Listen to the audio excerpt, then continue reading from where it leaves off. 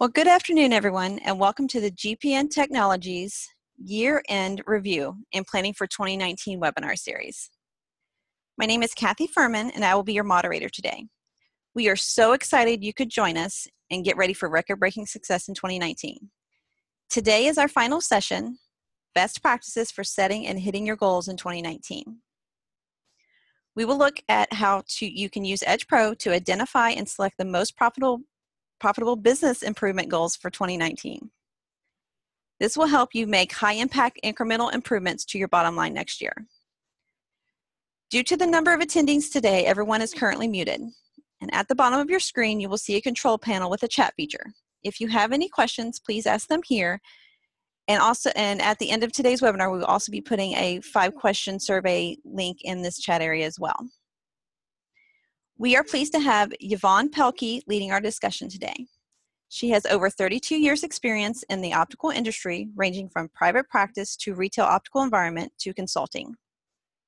Yvonne is a licensed optician in the state of Virginia and currently teaches at J. Sargent Reynolds Community College and has been honored as Optician of the Year by her state association. Yvonne has been utilizing Edge Pro to assist practices on how to set goals and grow for many years. We are also delighted to be joined by our industry guest expert, Rebecca Johnson, who has worked in the eye care industry since 1983. Rebecca is a nationally known speaker who brings a forward-thinking view to the optical industry. She is known for forging new pathways and practices by using her smart business management skills. Rebecca is currently the Education Director of Eyefinity and has been bestowed with many accolades, one being as one of the most influential women in optical. And now, I'd like to present Yvonne Pelkey. Thank you, Kathy. Let me switch gears really quick. Okay, welcome everybody to the 5th and final session in making 2019 your best year ever. I am super excited to be partnering with Rebecca. Rebecca and I go back, 5 years now, and doesn't seem possible, does it? Time flies, I know.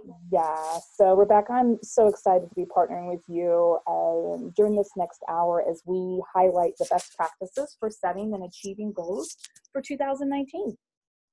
Well, this is certainly right up my alley, and I thank you so much, Kathy, for the nice introduction, and I love it that we have so many people that signed up for this. I think this is kind of on everyone's mind this time of the year. I know it is on mine, and setting goals for, our team for next year and kind of reviewing how we did last year. Yeah, I couldn't agree more. So as we take a look at the agenda for the next hour, goals are very critical to the success of your business. And what's even more important is making sure that we choose the right goals and opportunities as we create new initiatives and optimizing them for successful implementation. During the next hour, we're going to uncover the roadblocks that prevent us from achieving our goals. We're going to discuss ways in which we can involve the team, and we're going to provide some creative ideas to help keep the team motivated as you continue through 2019. In getting ready for 2019, we need a great game plan. Rebecca, in my experience, when I'm working with doctors or location managers, we set goals for their practice every year, but sometimes we have trouble reaching those goals. What are some of the reasons that a practice may not be able to obtain their goal? Oh my goodness, there are so many. Let me kind of go through a couple things that come to mind. And also, Yvonne, for some reason, I'm not seeing the slides. Are you sharing? Oh, hold on. Maybe. Oh, there you go. Okay. No, not there yet. Sure. Anyway, while you're pulling that up, we can go ahead and chat about this. So, some reasons that doctors and or team members may not reach their goals. One of the biggest reasons that I've found for doctors not reaching the goals is just not involving the staff. And as a director, particularly with Eyefinity, a lot of times I think, okay, well, it's all on me to figure all this out. I'm the lead, and my job, because I have director beside my name, says I've got to figure all this out myself, and then I've got to come and present it to the team and say, this is what we're going to do. And one of the big life learnings that I've had over the years is really that most of the time, my team members have a whole lot better ideas than I do. And not only that, if I ask them ahead of time to be involved in setting the goals and talking about, how we're going to do and what we're going to do, they usually will set goals higher than I do. And in addition, because they set the goals, they take ownership of them. So I think the very first thing that I would say to doctors on the phone is that you really want to involve your team. Ask your team, talk to them about what do you think the goals should be and how do you think we're going to reach those. And I think you'll find a huge difference if you've always in the past just set them and passed them down. Another part of that is the what's in it for me. And while everyone really is or most of your team members are going to be very dedicated to your practice in general, but there's still just a part of human nature that says, okay, what's in this for me? And if you can give them a what's in this for me, that in itself makes it a little more exciting for the individual. Sometimes the goals, I know in my past, I've set a goal, and the day that I set it and the day we talk about it, I'm very committed to it. And so's the team, but then life happens and we maybe lose an employee or we get a new project down the road that we weren't expecting that we have to deliver. And then you tend to lose commitment of the goal because the other things that tend to kind of come to the front burner suddenly become much more important than the goal you set 2 months ago. And I'd like to just kind of give you a little thought on this. That's so easy to do, but every time you do it, what is happening is you're saying to them, you know what? Yeah, the goal was important 2 months ago, but there's other things more important, so it's not really that important. Once you set your goal, it's important to set that goal, commit to it, and let your team know that no matter what comes our way, yeah, we can adjust it a little bit if something comes up that you have to adjust it, but don't lose sight of it. Don't let it just disappear and stop talking about it. There was a saying, there was one of my very favorite grocery stores in the whole United States, and Yvonne, being from the Richmond area, I know you're going to remember U-Crops. Yes. U-Crops is a wonderful family-owned business, and one of the things that one of their leaders told me is that one of the mantras is, so goes the leader, so goes the group. And that hit me pretty hard because I have to remember that, if I'm expecting my team to do something and to do things that are going to lead us towards a goal, I have to be just as involved, if not more involved than they are to making that happen. And just as excited, if not more excited than they are to make that happen. So remember that, so goes the leader, so goes the group. Another reason why a goal might be hit, may not be hit, is you may have some outside influence. And again, when you're setting the goals for next year, you really want to take a look at what's happening next year that might keep us from meeting the goal. And sometimes you just say, well, every year I increase by 5%, so that's just going to be my goal. But let's say that you're implementing new technology in 2019. Is that going to take some time away from concentrating on maybe it's going to take some time out of the office and training your team so that they can be successful in that new technology. So make sure you take those things into consideration. And then above all, be very careful not to set unrealistic goals. Unrealistic goals can be a huge downer. Set a goal that you really believe that you can meet, but don't make it so easy that it's a sure thing. You've got to make sure you're challenging people, make them see that they have to do a little stretch, but you don't want to set something that they look at and say, you know what, we aren't going to be able to do that, so no sense in working on it. And that's another good reason. Takes me back to the very first thing I said, in involving your team in setting those goals. Rebecca, one of the things that I absolutely loved when we were learning how to set goals for our practices that we were working with is you introduced this concept called SMART goals. And this kind of ties into what you said just a few minutes ago about setting unrealistic goals. Can you, before we dive deeper into like looking at numbers and having some consideration to some of the goals that we might set, can you kind of walk us through SMART goals and like what this means and what we should be thinking about as we begin to lay out our plan. I would love to do that. And, I will tell you, that's another one of the things during my career that has really changed the way I do things is when I learned about SMART goals. You've always, I've heard the statement that a goal without a plan is really just a dream. And so many times, you say, well, I've got a goal. When you put it out, what your goal is, you have a plan behind it. And just that acronym SMART, it stands for specific, measurable, achievable, realistic, and timely. So when we talk about specific, what we're saying there is when you set a goal, you want it to be something very, very specific. You want to say, this is what we're going to accomplish.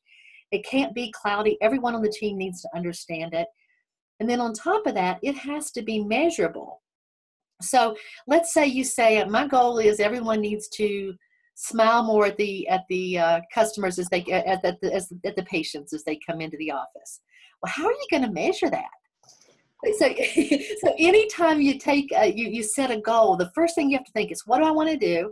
Be specific. Now, how am I going to know if we met that or not?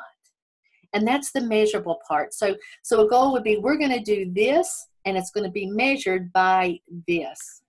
And then again, you want to make it achievable. You want to make it realistic and timely. You want to make sure that I like to set a timeline. I think that it's important. If you set a goal in January, that by the end of the year, we're going to do something, maybe raise our capture rate or whatever.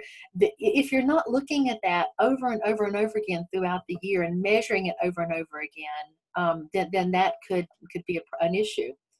In fact, Yvonne, you were talking about me teaching on this. I read an article that you wrote, or a blog that you wrote in the GPN website about, it's called Incremental Improvements Are Key to Success. And I particularly loved this blog because you talked about the Kaizen method. And you said that the Kaizen method is something that is really well known at GPN and how you all do things. And it's interesting because it also, we don't call it that, but it's very similar to how our Affinity president works with us as a management team. And that is the Kaizen method is the process of continually seeking out incremental improvements, constantly making small steps to improve your business. So with the Kaizen method, we are looking at not just this great old big thing that we have to accomplish. It's almost like tearing that elephant apart, that big old elephant, and say, how can we just, eat it one bite at a time? In fact, if you don't mind, Yvonne, I'm going to read one of the paragraphs that you wrote because I think it was really good. It says, Kaizen is a team-oriented approach. Managers work in concert with other team members, encouraging each person to find ideas to make continual improvements to the business. And this is the part that I really like. While we never stop looking for big ideas, we also encourage lots of little ideas. Little ideas have some significant advantages. They are easy to implement, cost little, and typically involve little risk. And the cumulative effect of tens, dozens, or hundreds of these small improvements can have an enormous impact on your bottom line. Staff members are more engaged and invested in the business success. Patient experiences are improved. And of course, cost savings and revenue boosting are welcome in any form. So I think that if we look at maybe again, as you're setting your goals and you're thinking this through, think about how we can break that goal apart into little small pieces and talk to your team about it, brainstorm about it, and say, how can we have little small things that can happen? And then another thing I would add to that is celebrate. Celebrate the small things, because when you celebrate the small things that happen, then big things happen in the end. So Yvonne, thank you for that blog. I really, really liked that. And Rebecca, you're too kind. Thank you. That's awesome. And I take that mentality, and and along with your SMART goals that you taught us so many years ago, and I think about incremental growth. And as I'm working with my practices and my location managers and sometimes my doctors, what I tell them is, like, in order to know where you're going, you have to know where you came from. And so when I start working with my teams and we're setting our goals, this is one of the very first pages that I start off. And this is under our enhanced edge marks, specifically sales summary. And what I love about this page is it gives me a snapshot of, you know, an overarching snapshot of what's happening within the practice. But much to what you said, we have to dive a little bit deeper sometimes and go, you know, peel back the layers of the onion to kind of understand, you know, what's happening within the practice. And so when I take a look at this, it's like, gosh, everything looks, you know, amazing. Like the clinic is up in new business, you know, the optical's up in new business, you know, we've got a great exam growth. We've got, you know, contact lens sales have increased, you know, capture rate looks fantastic. And then, you know, taking a look down at collections. So, you know, this is a great big snapshot, so to speak, before I dive a little bit deeper here. So would that be your recommendation of the first place that the office managers and doctors can go to start looking at setting their goals? Yeah, Is that because I want to know, like when I first start with this, I want to understand, like, where do I need to look a little deeper? Is it in my clinic? Is it my optical? You know, my exams? Like, you know, is it in capture rate? Like, you know, where do I need to look? Is it, you know, collections? Do I need to start, you know, working with my billing team? So I kind of start here to see where those opportunities might lie. And then I go a little bit deeper into the business overview page where now I can break apart, you know, the optical from the clinic. And last week, I know Jay talked a little bit about this particular page and, you know, how all the arrows look great, you know, everything looks green, but when you take a little even deeper dive, you know, we see that we're down a little bit in optical, we're down a little bit in clinic, you know, but the revenue is there, right? So the revenue is there. So, you know, are we working smarter? Are we working harder here? And so we're going to take this just a little bit further. When I go into the next page, I love the opportunities page. This is one of my favorite places because, you know, I can see, like, what are the opportunities within the optical if that's where I'm focusing on. And I can see very quickly, like, my greatest opportunity to generate additional revenue is, you know, is reducing my patient-owned frames. Or maybe I want to focus on my, you know, anti-reflective treatments. So, you know, this is a great opportunity to take a look and see, like, what are the 1 or 2 or 3 goals that I'm going to focus on in optical to help reduce or increase, you know, our revenue. Yvonne, I love that. And you know what? This is one of the first times that I've been able to see the Edge Pro, which I spent a lot of time working with the team and you know, kind of planning this and that kind of thing. And I think it's so cool that it actually just calls out where your greatest opportunity is there. Oh my gosh. And what's even amazing, Rebecca, that you haven't seen yet is that you can actually dive in a little deeper. So let me just back up. We're going to take a look at our AR treatments here. This little explore button that you see here, if we hit the explore button, this opens up and, you know, now we can see, like, oh my goodness, like, if I were to increase my AR sales just by 10%, how much additional revenue is that going to generate? The other thing that I love is, like, you know, you can see the rankings of your team members in the optical. So, you know, starting with, like, who is the one person that, you know, or several people that might need additional support as far as training and development is concerned.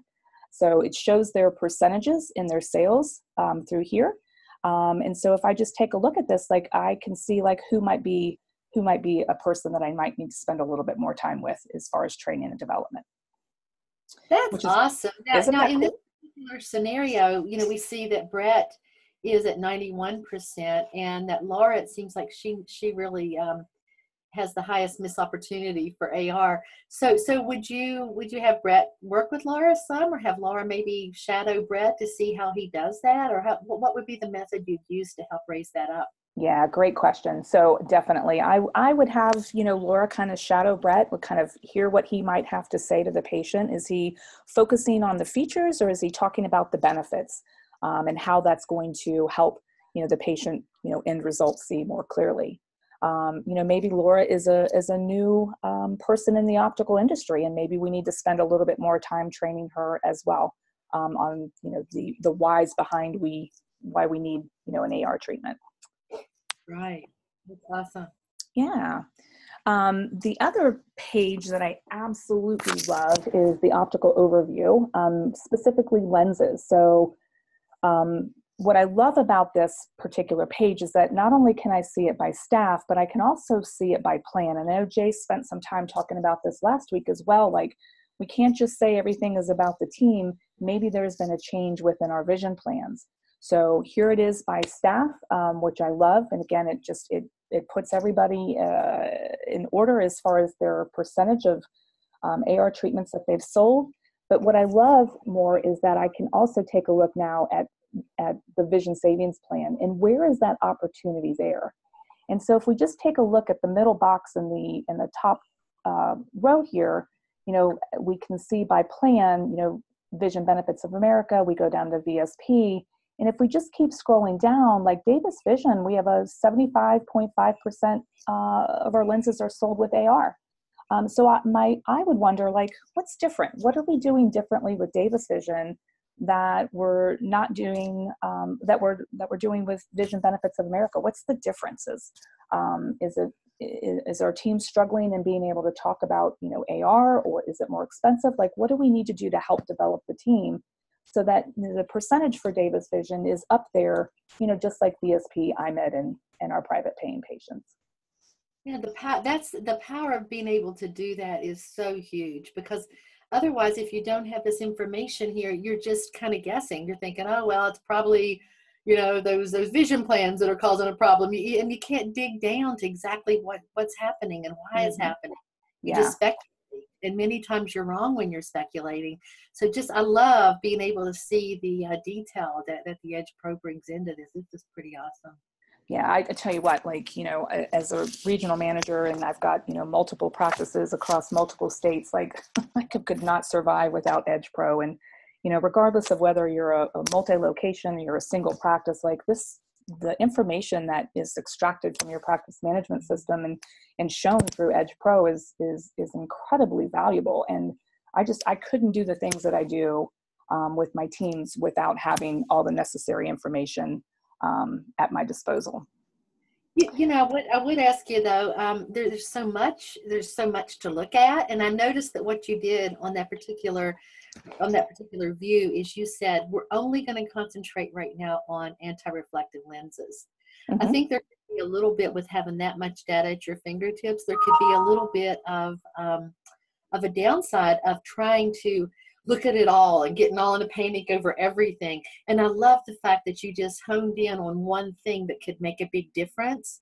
And while you can look at all the rest, but you really studied and looked at that one thing, and then you're going to start working on that. So I think that's pretty good that you don't get overwhelmed by all of the information that you have, and just, work on what you can really make a big change to.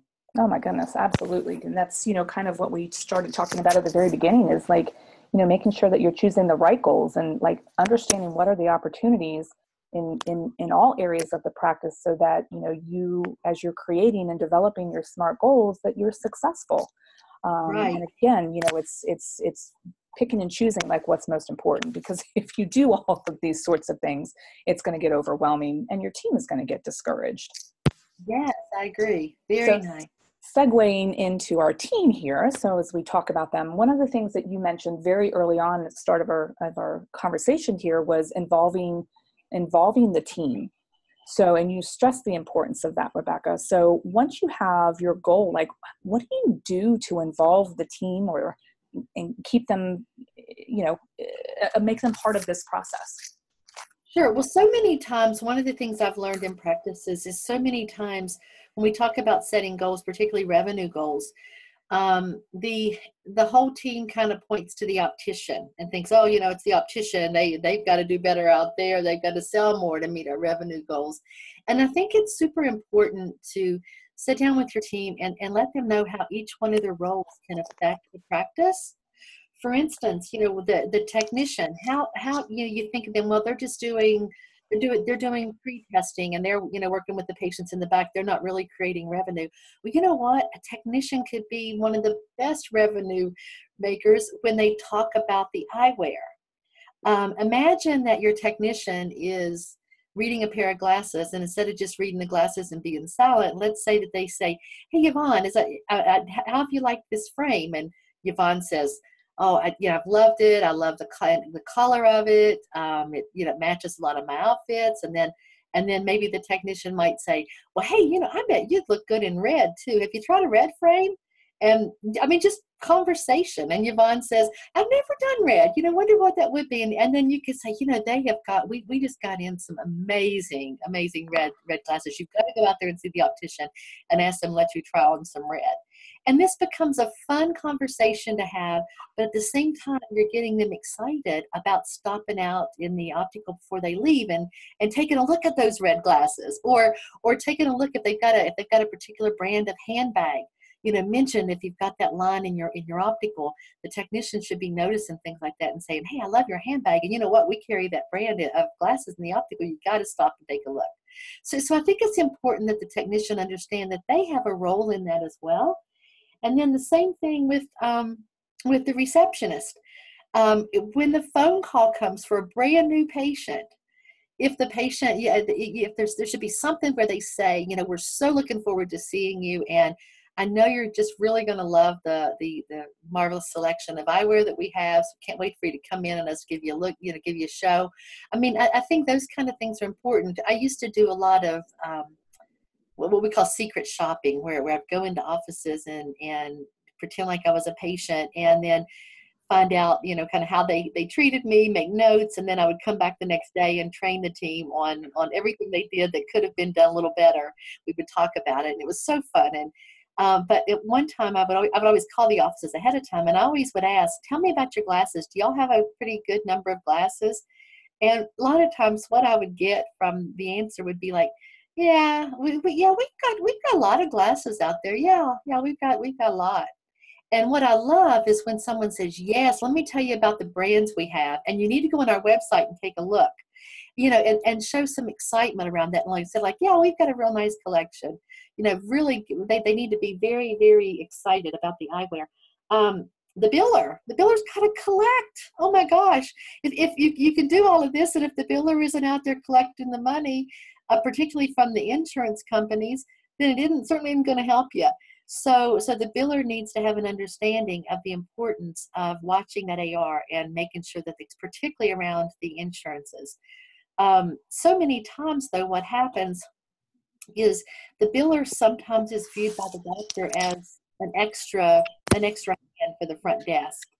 And when things get busy, or the receptionist is out or whatever, they go back and they pull the biller. And when you do that, I get it. But if you do that over and over and over again, then what's going to happen is your biller isn't going to have time to review the claims and to rebill and look at the denials and things like that. And then your AR is going to start building up. So it's really important that the biller takes a role in this too. And of course, the optician, we all understand the optician's role. And the office manager needs to get on board and be, really excited about this, and maybe even have a little something extra on the line for the office manager to meet the goal. Rebecca, what I'm hearing you say is like, it's not just one particular area of the practice, like, right? It's every area of the practice. And I hate to call them departments because they're not. But, when I think about each component that, drives the practice in some way, shape, or form, every area is equally important. So when I think about, my optical team, and we'll pick on them first, like, what are some of the things that when I think about, key product indicators, like, what are some of those KPIs that I may want to focus on? Because again, we want to take this in smaller chunks, like, right, we don't want to tackle every single one of these. And maybe we focus on, capture rate in Q1, or maybe it's reducing our POFs or reducing $0 frames. Or, maybe I want to increase my AR percentage or my transitions. And, for a lot of practices, multiple pairs seems to be the hot bucket. And, so when I think about each area of the practice, this in the optical, these are some of the components that I would consider. Absolutely. And thinking about patient coordinator. When we talk about the capture rate, I don't know what the 2018 national average of revenue per patient is, but I do know the 2015, so hopefully it's gone up. But in 2015, the revenue per patient was about $306, the national average. And this is coming from key metrics from the Management Business Academy. But if you if you look at that, and if you have a good healthy distribution of getting 50% of your revenue from optical and 50% from clinical, if you can improve that capture rate by 5 patients a week, so that's 1 patient a day, 1 patient extra, you know, comes in, and you improve it once a day, you get an additional capture rate at $306 revenue per patient. That could yield you about $40,000 in a year. And so that goes back to that Kaizen method of, you know, just look at something small. If you say, oh, we want to create $40,000 a year, you know, but you need to say, gosh, guys, if we could just 1 time a day, 5 times a week, we could do this. And then maybe make a chart of some kind in the break room and kind of mark it up as you go and have some fun with it to getting towards your goal. And also, I like that you mentioned that 1 quarter you might work on capture rate, and the next quarter you might work on, you know, multiple pairs, because that keeps it interesting as well. Well, I would prefer that method of choosing 1 thing a quarter, as opposed to saying we're going to hit all of this all the whole time. Let them concentrate on it. Back them up with some good training in it. If you're selling multiple pairs, reach out to your frame reps and ask them to come in and do some extra training on multiple pairs. If you're selling working with transitions, reach out to those reps and say, hey, can you come in? Our team knows about transitions, but just get them pumped up, because this quarter we're going to work on selling transitions. And I know that your reps will get behind you in that and help you with it. But again, I love the idea of doing 1 thing a quarter and concentrating on that. Yeah, and that's the beautiful thing about Edge Pro, is that, you know, you can see numbers as a whole, you know, for a whole year, or you can break them down to quarters, to months, to weeks, even days. And so, you know, really gives you a line of sight as to, like, what were the opportunities, you know, at any given point in time during the year. And so I'm going to talk a little bit in a minute on, you know, some incremental growth and, you know, kind of setting a goal as we move through here a little bit. But I wanted to spend just a little bit more time just kind of talking about some of the things that you can consider as it relates to, you know, a patient coordinator. And you guys might know this as, you know, a front desk receptionist sort of thing. You know, schedule maximization is huge. If you don't have patients coming in the door, we can't pay the bills. And at the end of the day, like, our teams need to understand that, you know, really who pays their paycheck is the patient. So, you know, obviously our patient coordinators are the first director of impression, right? So making sure that we, you know, greet every patient, you know, with the utmost above and beyond of customer service. But, you know, beyond that, you know, schedule maximization is an important area to focus on. You know, what is your schedule maximization? If your schedule maximization is, you know, below 80%, like, what are some of the things that you can focus on to help, you know, fill the books, so to speak? So one of the things, yeah, I don't mean to interrupt you, but this is I just have to throw this in. I used to teach a class similar to talking about schedule maximization, and it's so fun to ask the technicians in the class, have a class with technicians and doctors, and say to the technician, what do you say is when the doctor tells you, I want you to fill the schedule, what does that mean? And then to ask the doctor what it means. And because many times the scheduler will say, yeah, you know, if we have 40 spots open, but, you know, we're really pretty busy if we schedule 15 in the morning and 15 in the afternoon. That works out pretty good. That keeps us pretty busy, so that's full. And the doctor says, you know, always, no, I want it 100% full. That's what I want. But many times that communication, there's failure to communicate.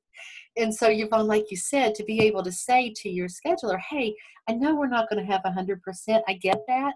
But we need to do everything we can do, from working our no-show list, our cancellation list. Let's make sure those recalls get out. If somebody cancels, let's call somebody on the cancellation list, or let's try to keep that field, and let's make sure that patient coordinator understands that that's their role, and they have a goal to hit as far as how much schedule is utilized all the time, and keep track of that. I think that's awesome. I love that, Yvonne. Thanks for bringing that up. Oh yeah, absolutely. And this is what I have all my front desk teams working on is, pulling those no-show lists, pulling those cancellation lists. And, I know a lot of us probably have, a third party like a Solution Reach or, Demand Force or something like that that's pushing out, recalls. But things happen, and sometimes things get missed. And so pull those recall lists, double check them, or do we have everybody that's in? That needs to be in. So, and it just, I think too, what it does is it like also kind of elevates our customer service, because, there are probably lots of practices out there that don't follow through on some of these things, and just kind of shows like, gosh, these people really care about me and my eye health, and making sure that I have the best vision possible, and just going above and beyond to reach out to these folks. Absolutely.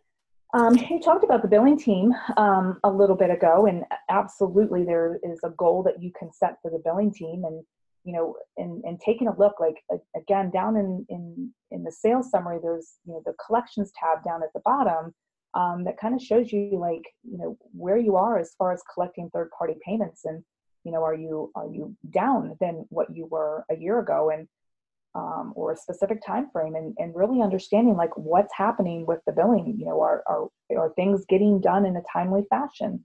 Are claims being submitted on a day-to-day basis, or are we waiting 2 weeks or a month to file those claims? And then what are we doing as far as those denials are concerned?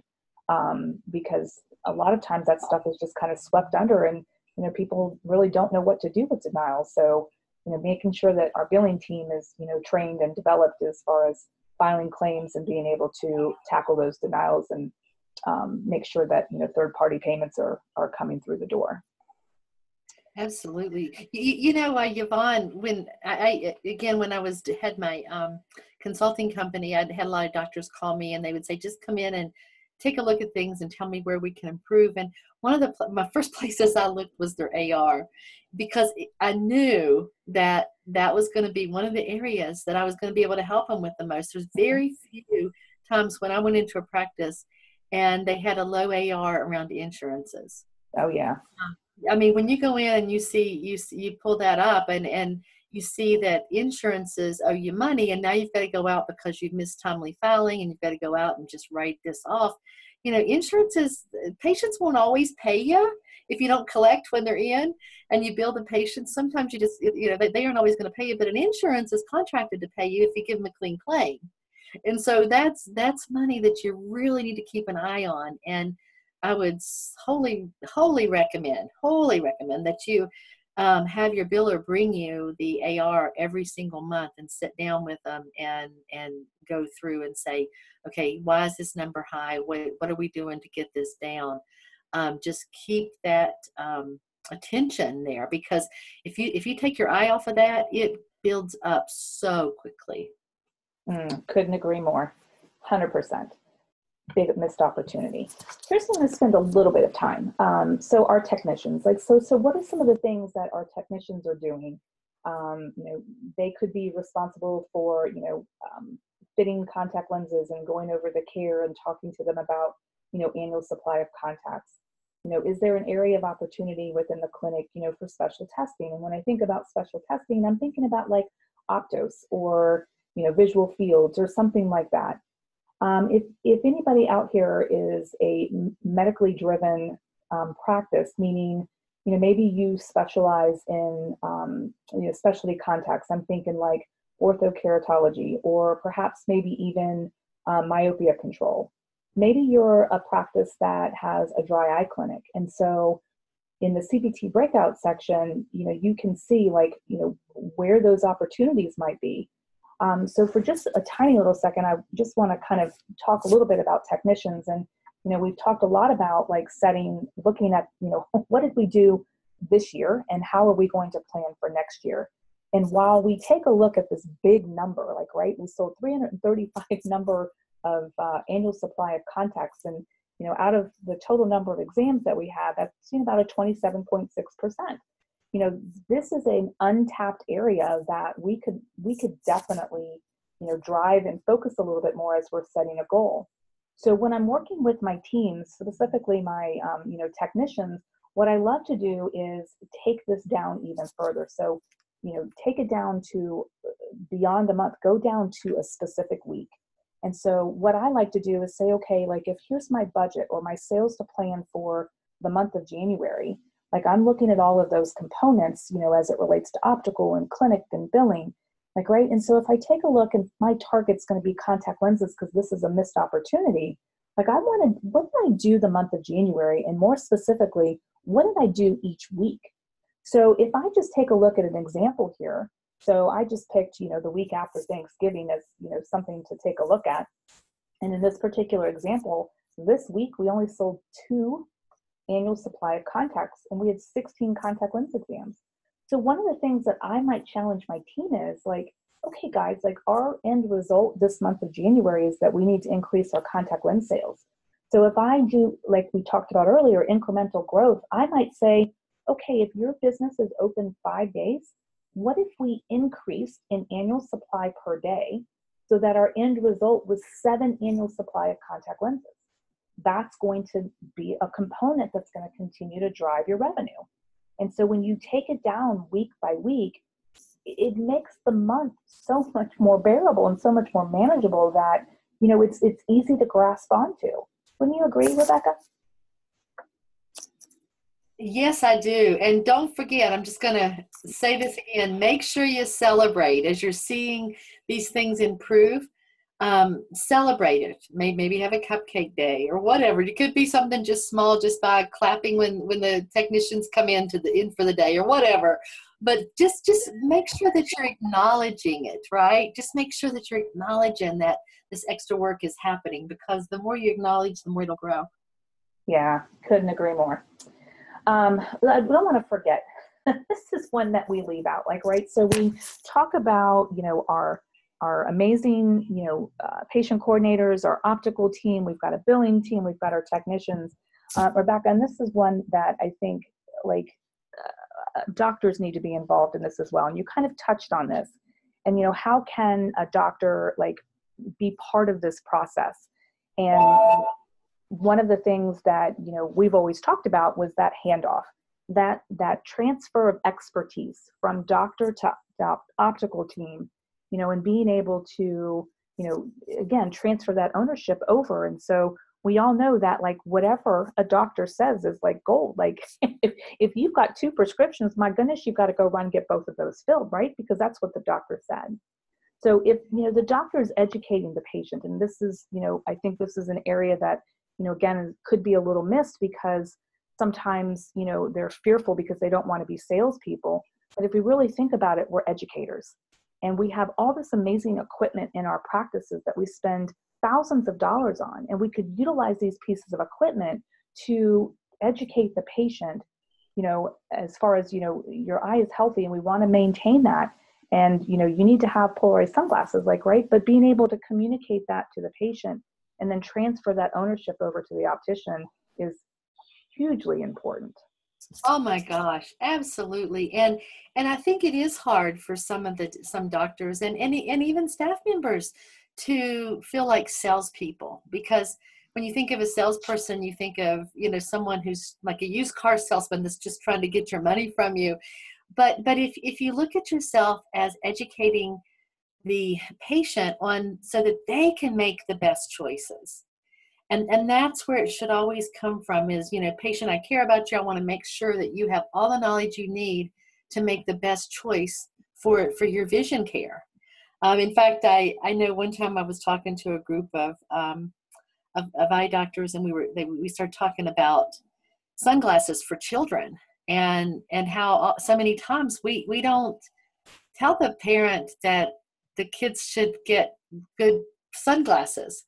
And you think, well, why does that really matter? That's just extra money. But you know what? Of course, we all know that children can bring in more UV rays into their eyes than an adult, just based on the fact that, the pupils are usually bigger and their lenses are very clear. And so that UV can really affect the kids. And it would almost be like an optometrist saying, oh, I'm not even going to mention sunglasses. That would be like your medical doctor saying, I'm not going to mention vaccinations. You want to tell your patients what's best for them. and make the recommendations. And when that comes from the doctor, it definitely makes all the difference in the world. And if you have more than one doctor in the practice, one of the things I found the Edge to be really good for is just to print the doctor stats where it compares doctor to doctor. And when you pull that out and you just kind of give that as a report to all the doctors and they see where they line up with all of this, it really opens some eyes. We did that one time at a clinic I was at, and I think they had maybe 7 doctors, and all I did was just print out the doctor showing, how many by doctor, optical and AR and second pair. And I had several of the doctors come to me afterwards and say, wow, I did not realize that I was the low person on the totem pole with this in second pair of cells, where one might be poor in second pair of cells, one might be poor in AR. And they came and said, this really opened my eyes so that I know I need to talk about these things more. So don't be afraid, too, if you've got more than one doctor in your practice, to share that information and share each other's information so you can see kind of where you line up amongst everyone else. Yeah. One of the things, too, Rebecca, is like when I think about, as we were sitting here chatting, like, we're all very busy, and sometimes we've got, we get backed up and we've got an emergency patient coming through the door, and time is of the most importance here. One of the things I've had the privilege of being able to see is, by managing multiple different practices, like I have sat and just watched and observed. And one of the most effective handoffs that I've seen is when, the doctor buzzes somebody from the optical team and they go into, the exam lane and, right at the treatment plan, like, and they're like laying out like this, you've got cataracts and this is what we need to do. And, no change in your prescription or whatever the case might be.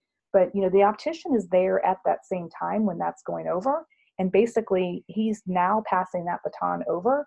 So the opticians heard it, the doctors heard it, or the patients heard it, and they now can start having that conversation as they're moving down towards the optical. That is such a good idea. I'll tell you why, because when we talk about Dr. Handoff, I usually just say, walk the patient out to the optical and talk to the optician in front of the patient. But so many doctors say, the minute I walk out of the exam room and get out there in the optical, the other patients start coming up to me and they want to chat and you've got people waiting on you and it really slows them down. So what a great idea to just kind of page the optician to come to you and then do that handoff in the room. That's a really good tip. I'll tell you what, and in the practices that I've seen that, I've even implemented that in a couple of the practices that I'm working with, and I'll tell you what, the capture rate has gone up significantly. Optical revenue per exam has gone up significantly. So it is proof in the pudding that it works. It just is, sometimes we have to think a little bit differently. Right, that's awesome. Yeah. So, hey, Rebecca, I think we're getting close here, but before we close, motivation, right, we're talking about 2019 and setting goals for the entire year. And, we've talked about incremental growth and, all of that kind of stuff, but, motivation is so vitally important. Yes. How do First of all, let it be their idea. I knew what you're going to ask me. How do I recommend that we do this? Let it be their idea would be the number one thing. And then make sure that you're collaborating with your team instead of dictating. And then, so important, keep it fun, keep it exciting. Post the opportunities page, either by team member or by group. Make sure everyone knows where they are as an individual and how they as an individual are contributing to the goal. Because I think when I know that here's the part that I'm doing for this, that makes a huge difference for me. So I just think, letting them know, putting up things in the break room, maybe I know one group did a theme of race cars and they all decorated these little race cars and put Velcro on the back of them. And they would get to move the race car when they had sold so much. They put like this thing in the break room and they moved their race car, and just anything that makes it fun. And again, remember the SMART goals: be specific, be measurable, make sure it's attainable, make sure it's realistic, and make sure that you have a timeline to follow. And then Yvonne, also, I know that GPN for a long time was using an $800 club. Do you all still do that? Yes. Gamification. We love it. So one of the things that we implement, and we still do this, Rebecca, is the sales club. So I want to just share a little bit about this. And so this is under enhanced edge marks, specifically price point matrix is what we're looking at. And so, basically what we're seeing is, like one, the number of complete pairs sold by dollar value. And so one of the things that, is so fun about this is that it's a way to like help sell higher tiered products or, better quality frames or whatever the case might be, like, right? So maybe it's including transitions, but, all of those components go into a complete pair of eyewear. So it's not just about the frame, but it's also about the lenses, the type of lenses that we're selling. Are we selling, the best products that are available to our patients? And so, when we take a look at this, like, right, I'm seeing, for example, we've got the $7 to $7.99 range that, in January to November 2017, we sold 85. But in January to November 2018, we only sold 72. So it was a decrease actually in the number of, 700 plus sales that we sold. So what I love about this is that this kind of helps me see, like, okay, where we did great, like, right in the $600 club or range. So I might say, okay, let's set a $700 club.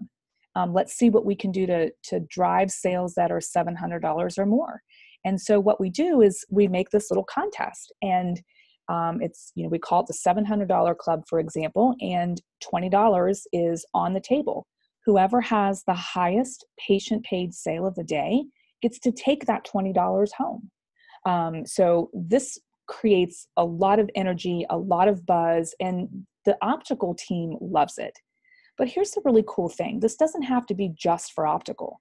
That's why cross-training is so important, because if the optical is backed up and technicians need to come and squeeze over, they can play in the sales club game as well. So this is a lot of fun, but what happens is, because it generates so much excitement, people are striving to, make sure that their patients are getting the best. You watch your average sale start to increase. And so this is a lot of fun. Do you remember that group? And I know we're running out of time, but I just have to say this because I thought this was amazing. We had a group one time that their sale point was about $500. And we talked to the team and said, we know you can do better. And they said, no, our patients are all farmers and they're all poor and we just can't do any better. And we went out, and I think Evan was with me, and he took a $20 bill out of his pocket and put it on the bulletin board and said, next person that sells, $700 frame gets this $20 bill. And within 20 minutes, someone sold one. After they said they couldn't do it. And then again, what was so funny is he stuck another one up there. Before the end of the day, someone sold one. And then every day for, I think it was a streak of like 20 some days in a row, they were selling because they were putting the $20 bill up and they were selling. And what that did is it kind of negated their excuse of our patients, don't want to spend this much. They weren't offering that much. Right. And they had amazing improvement. And then they went from the $700 club. We said, okay, now it's got to be $800 for you to get the 20. and they hit the $800. I mean, it was just amazing. And that's what I meant when, sometimes it's a very little thing, but when you show someone kind of the what's in it for me, that really sparks their interest and calls to motivation. So thanks for sharing that. Kathy, Yvonne, I think we're about done and can take a couple questions. Do we have time for that? We do, Rebecca, and actually we do have a couple that have come in. So first, we have one from Peter, and he said that usually it is very difficult to page opticians to pick up a patient because they're often with other customers. Is there any thoughts or feedback on that if the optician is busy, another way to do the handoff? Rebecca, are you going to answer if you want me to? Okay. Well, I was going to say, Yvonne, what first comes to my mind is that there are points where the doctor may need to walk them out, or the doctor could page for a technician, and they could repeat it to the technician, and the technician could then walk the patient out and repeat directly to the first available optician. Yeah. So I think that way too. But I do think I hear what you're saying. Sometimes everyone's busy and there's just nobody to hand off to. And that is always one of the challenges. But I'll tell you, if you do it every time you can do a handoff, you're going to see great improvement. Yeah. And I will say that definitely has happened as well. And, so then we train, and have that conversation with technicians. So I agree 100%, Rebecca, with you, like, start transfer ownership off to the, our front desk team, and front desk team is trained to say, oh my gosh, this is exciting. Let's grab a tray. Let's go shop and play and get them started so that it's time for, when the optician is ready, they can squeeze over and take care of that. Good idea. And if it just can't happen that way, so many times when we hear an idea, we think, oh, there might be times when this will happen, so I can't use that idea. Well, there's going to be a lot of times it won't be that way. The opticians will be available, so use it when you can. Great. And we actually have a couple more questions that have come in too. So are there some other ways to gamify metrics? Yeah, so absolutely. So, you can do the same thing. So I just used, the sales club as one thing. You can do multiple pairs. Contact lens supplies, you can do anything, as it relates to that. I know one practice that I worked with, they were really focusing on special testing and more specifically optos. And so, she went into the Edge and she took a look and she said, oh my gosh, we only did 50 of these. And, she set a goal for 100, I think it was 100 for the week. And they had a pretty packed schedule. It was a multi-doctor location. And, there was $20 on the table for if the team, all the technicians met that goal as a unit, each one of them got $20. So there's just so many different ways that you could spin that, and tie that in. All right, great. And another question we had is, how can we cut down on the no-shows? We have patients that confirm, but then do not show.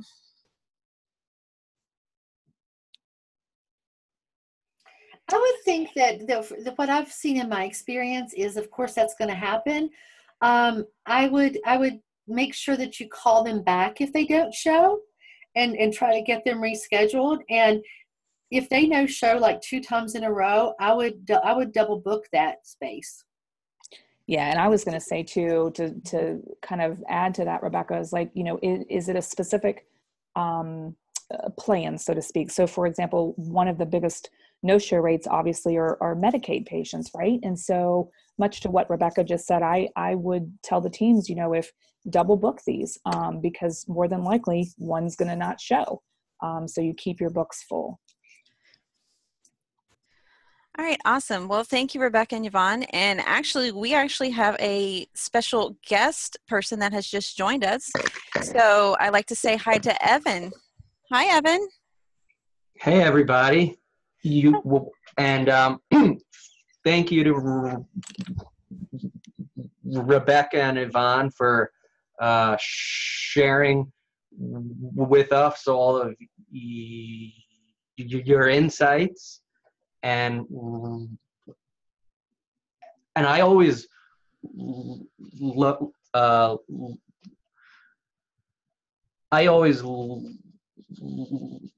learn something anytime I hear you guys, and it reminded me about letting it be the team's idea of how to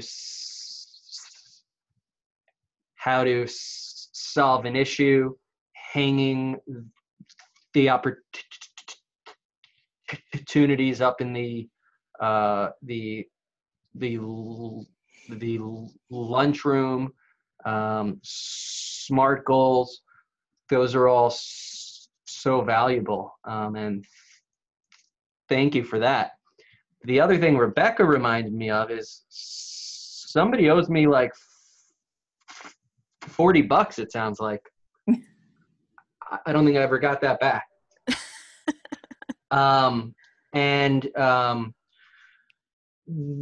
We want to thank all the attendees who joined. I know how valuable your time is, and this is such a great opportunity to really focus on how are we going to make 2019 as successful and even more as 2018. So thanks for spending time with us. And again, special thanks to Rebecca and Yvonne for sharing all their best practices with us. Evan, it was my pleasure. Thank you so much for honoring me by inviting me, and I hope everyone has a great 2019. Thank you. Thanks, Evan. All right. Well, thank you guys. Like Evan said, thank you guys for attending. Me and Katie will be on the line to answer any more questions or to take your questions and get answers to you through email. So thank you and have a great 2019, and we hope you guys crush it next year.